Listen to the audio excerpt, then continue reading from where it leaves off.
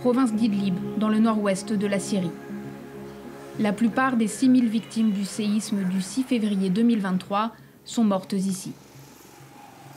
La famille Haroun a tout perdu, son fils et sa maison. Pendant des mois, elle a attendu de l'aide pour se reloger. Elle n'est jamais arrivée. Plein d'organisations sont venues nous voir, mais aucune n'a reconstruit les maisons détruites. Personne ne nous a aidés. On est tellement désespérés qu'on a fini par louer temporairement cette maison.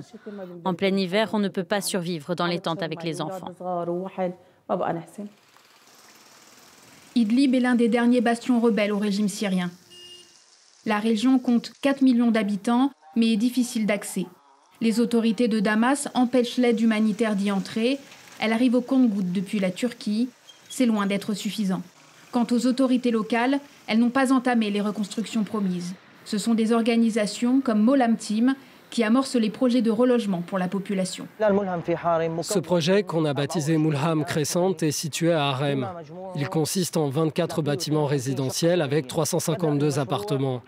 On a commencé en août 2023. On essaye d'avancer le plus rapidement possible pour pouvoir délivrer les premiers logements au premier anniversaire du tremblement de terre.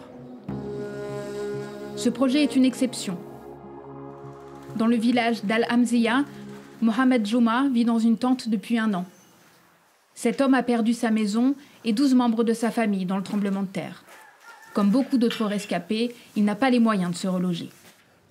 Ça fait 1 an que le tremblement de terre s'est produit et voilà notre situation.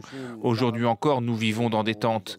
Les organisations qui sont venues au village ont aidé à restaurer quelques habitations, mais elles n'ont rien fait pour les gens comme moi, dont la maison a été complètement détruite. Nous sommes dans des tentes ou des caravanes. On est acculés par la boue et le froid. Ce que nous vivons est tragique.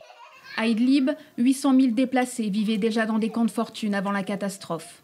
Selon les ONG, c'est 100 000 personnes de plus aujourd'hui.